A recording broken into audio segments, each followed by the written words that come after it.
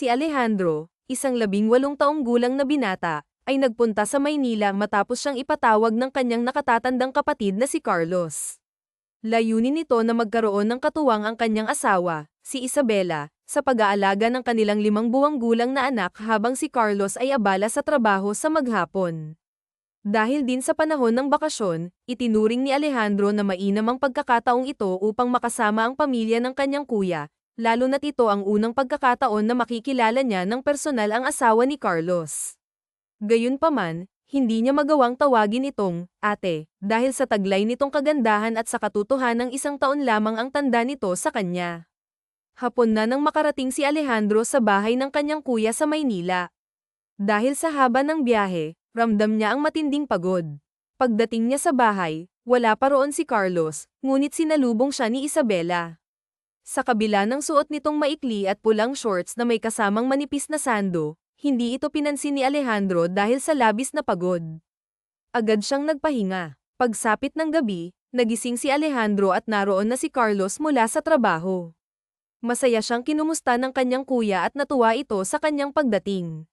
Sa wakas, nakita rin ni Alejandro ang kanyang pamangkin na noon ay natutulog nang siya ay dumating. Agad niyang kinuha ang sanggol at masayang nilaro ito. Napansin niya ang pagiging cute ng bata, na aniyay naman na ang kagandahan ng kanyang ina. Bagamat alam ni Alejandro na mali ang humanga sa kanyang hipag, hindi niya mapigil ang mapansin ang kagandahan ni Isabela. Naiiba ito sa kanyang dating kasintahan sa probinsya na, ayon sa kanya, ay masyadong pakipot. Sa kabila nito, pinilit niyang huwag magpadala sa kanyang iniisip, lalo na't malapit siya sa kanyang kuya Carlos. Nang sumapit ang hapunan, lalong humanga si Alejandro kay Isabela. Bukod sa kagandahan nito, napakahusay pa nitong magluto.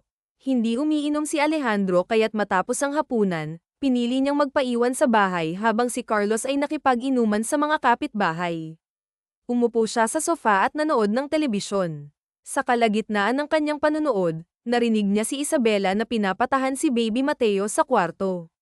Maya-maya pa, naramdaman niyang tahimik na ang paligid, hudyat na nakatulog na ang mag-ina. Si Alejandro, isang 18 taong gulang na binata, ay nagpunta sa Maynila matapos siyang ipatawag ng kanyang nakatatandang kapatid na si Carlos.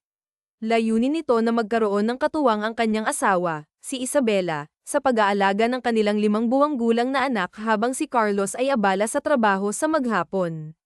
Dahil din sa panahon ng bakasyon, itinuring ni Alejandro na mainam ang pagkakataong ito upang makasama ang pamilya ng kanyang kuya, lalo na't ito ang unang pagkakataon na makikilala niya ng personal ang asawa ni Carlos. Gayunpaman, hindi niya magawang tawagin itong ate, dahil sa taglay nitong kagandahan at sa katotohanang 1 taon lamang ang tanda nito sa kanya. Hapon na nang makarating si Alejandro sa bahay ng kanyang kuya sa Maynila. Dahil sa haba ng biyahe, ramdam niya ang matinding pagod. Pagdating niya sa bahay, wala pa roon si Carlos, ngunit sinalubong siya ni Isabela.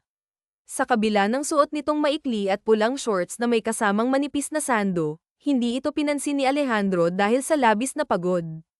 Agad siyang nagpahinga. Pagsapit ng gabi, nagising si Alejandro at naroon na si Carlos mula sa trabaho. Masaya siyang kinumusta ng kanyang kuya at natuwa ito sa kanyang pagdating. Sa wakas, nakita rin ni Alejandro ang kanyang pamangkin na noon ay natutulog nang siya ay dumating. Agad niyang kinuha ang sanggol at masayang nilaro ito. Napansin niya ang pagiging cute ng bata, na aniyay naman na ang kagandahan ng kanyang ina. Bagamat alam ni Alejandro na mali ang humanga sa kanyang hipag, hindi niya mapigil ang mapansin ang kagandahan ni Isabela. Naiiba ito sa kanyang dating kasintahan sa probinsya na, ayon sa kanya, ay masyadong pakipot. Sa kabila nito, pinilit niyang huwag magpadala sa kanyang iniisip, lalo na't malapit siya sa kanyang kuya Carlos. Nang sumapit ang hapunan, lalong humanga si Alejandro kay Isabela. Bukod sa kagandahan nito, napakahusay pa nitong magluto. Hindi umiinom si Alejandro kaya't matapos ang hapunan, pinili niyang magpaiwan sa bahay habang si Carlos ay nakipag-inuman sa mga kapitbahay. Umupo siya sa sofa at nanood ng telebisyon.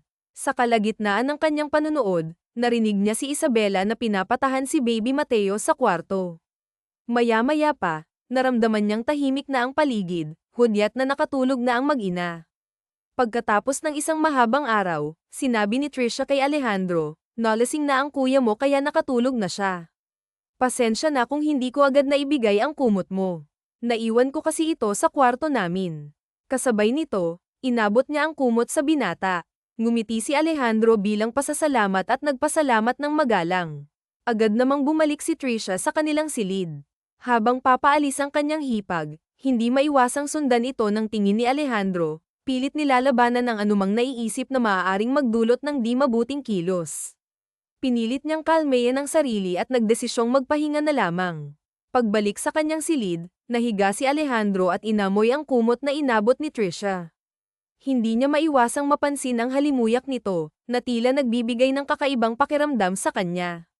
Pinilit niyang itulog ang nararamdaman, ngunit sa kanyang isipan, lihim siyang umaasa na balang araw ay matutupad ang kanyang mga lihim na pagnanasa. Kinabukasan, maagang umalis si Carlos upang magtrabaho. Samantala, naabutan ni Alejandro si Trisha na pinatutuyo si Baby Mateo matapos itong maligo. Masiglang tumatawa ang bata habang karga-karga ng kanyang ina.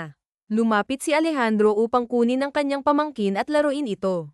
Sa di sinasadyang pagkakataon, nasagi ng kanyang kamay si Trisha. Nagpatuloy sila sa likod bahay, habang pinipitas ni Alejandro ng mga bulaklak para sa bata. Ngunit tila walang interes si Mateo sa mga bulaklak, na ikinatawa naman ng binata. Ano nga bang iniisip ko? Tanong niya sa sarili. Maya-maya, nagsimulang umiyak si Mateo dahil hinahanap nito ang kanyang ina. Bumalik si Alejandro sa likod bahay upang hanapin si Trisha at nakita niya itong naglalaban ng mga damit ni Mateo. Natigilan siya sa kanyang nakita, nakaupo si Trisha sa harap ng palanggana, suot ang simpleng damit na lalong nagpatingkad sa kanyang kagandahan. Napalunok si Alejandro, pilit nilalabanan ng kakaibang damdamin na muling bumalat sa kanya. Nang makita siya ni Trisha, agad itong tumayo at kinuha si Mateo mula sa kanya. Patutulugin ko muna si Mateo pagkatapos kong maglaba, sabi nito nang may ngiti. Pumasok si Trisha sa bahay, karga ang kanyang anak, habang si Alejandro ay dumiretso sa kusina upang kumain ng agahan.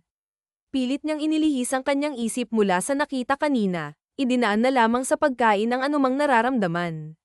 Matapos kumain, niligpit ni Alejandro ang kanyang pinagkainan at hinugasan pati ang mga nakatambak na plato sa lababo.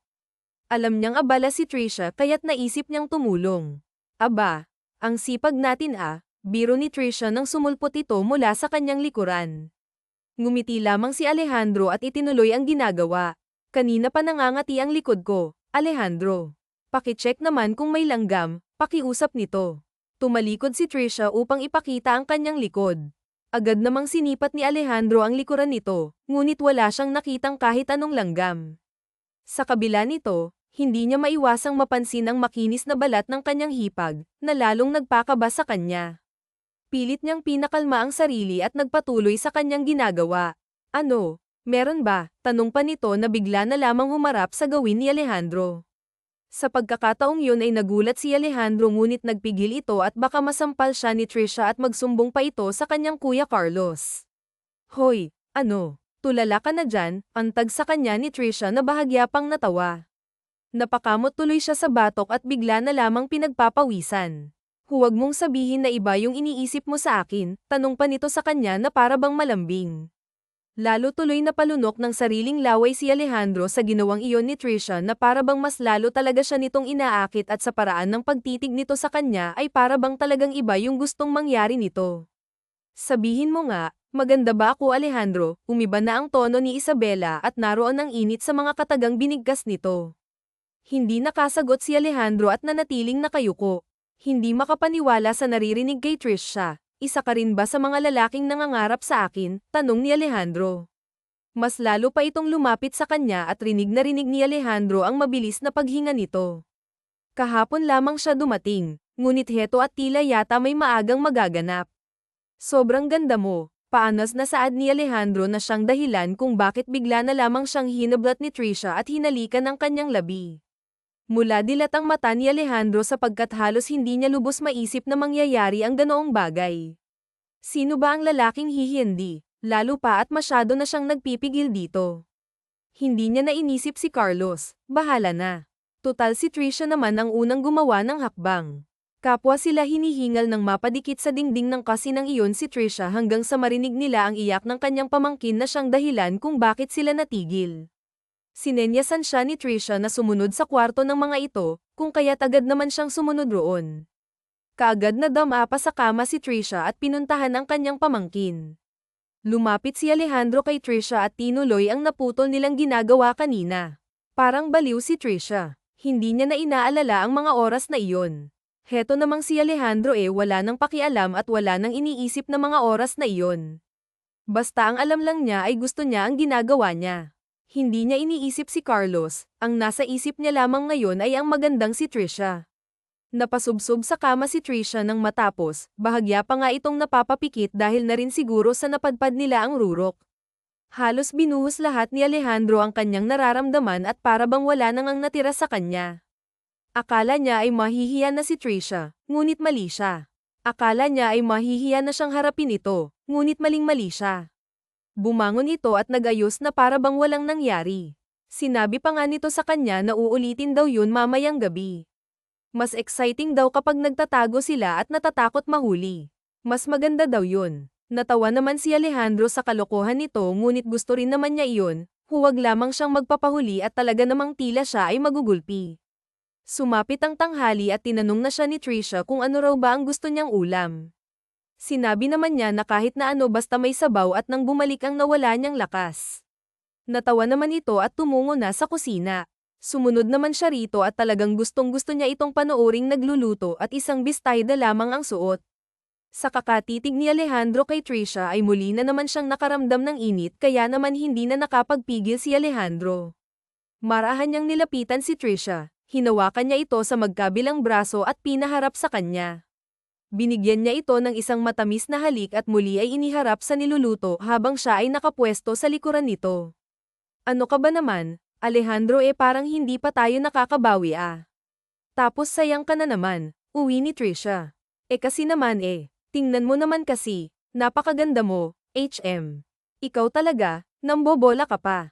Hindi na nga nagpatumpik-tumpik si Alejandro at muli ay ginawa niya ang bagay na naganap kani-kanina lamang. Pawis na pawis si Alejandro nang umalis sa may pwesto ni Trisha.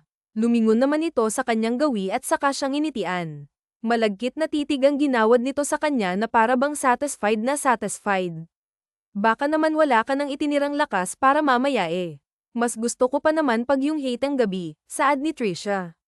Kung kaya't bahagya siyang natawa. Kahit paala na akong lakas nagkakaroon naman ako kapag nakikita ko yung ganda mo, sagot niya rito na mas lalo naman niyang kinatuwa.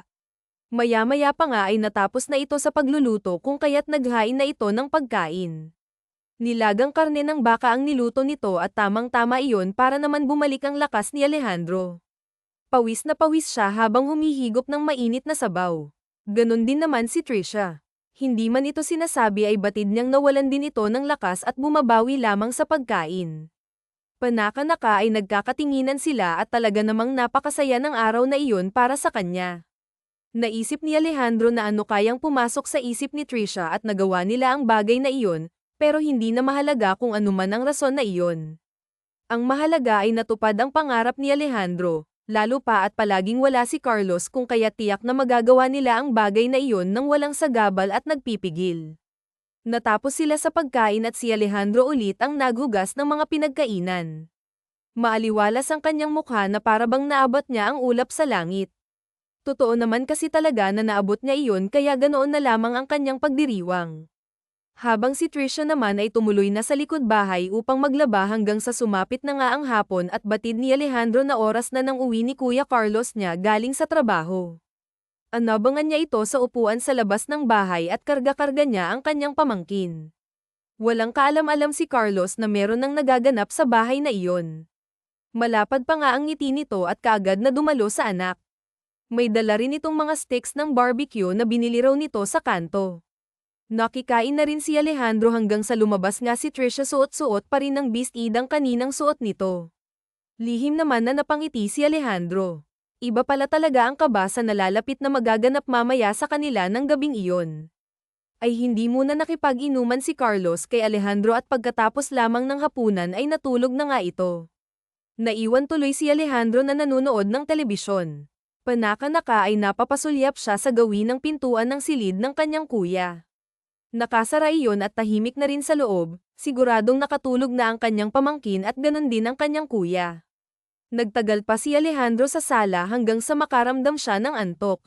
Nagpasya siyang patayin na muna ang TV at pumasok na sa kanyang silid. Mukhang wala namang balak na lumabas si Trisha sa silid ng mga ito. Isa pa, naisip din ni Alejandro na baka magising si Carlos kapag ginawa nila ang bagay na iyon dahil nga sa hindi ito nakainom, baka mapalayas pa siya dito. Alas 10 ng gabi ngunit ano ang gagawin ng manok kung talagang palay na ang lumalapit? Hindi pa kasi nakakapasok ng tuluyan si Alejandro sumabay na sa kanya si Trisha sa pagpasok ng kanyang silid kaya naman ay agad niyang niyakap si Trisha. Si kuya, bulong ni Alejandro na kaagad namang sinagot ni Trisha ngunit mahinang bulong lamang, tulog na. Pagod na pagod kaya bilisan natin. Kaya naman pagkasabi yon ni Trisha ay agad siyang tinulak ni Alejandro sa kama. Tinabihan niya ito at muling hinalikan sa labi. Hindi malaman ang mga gagawin ng mga oras na iyon, mabilis lamang ang kanilang mga kilos dahil nga baka magising si Carlos kaya hindi nagtagal ay yumugyog na nga ang kama. Kamuntikan pa nga itong masira kahit na ito'y napakatibay. Talaga namang walang tatalo kay Alejandro. At nang gabing iyon ay hindi man lang nagising si Carlos kaya malaya nilang nagagawa ang bagay na iyon hanggang sa mag-umaga. At simula nga noon ay araw-araw at gabi-gabi nang ginagawa ni Alejandro ang bagay na iyon na gustong-gusto naman ni Trisha. Naputol lamang ang gawain niyang iyon nang bumukas na ang klase at kailangan ng mag-focus ni Alejandro sa pag-aaral sa kolehiyo. Ngunit paminsan-minsan kapag may mahalagang okasyon kagaya ng bagong taon ay nagagawa pa ring gawin iyon ng dalawa nang hindi sila nahuhuli.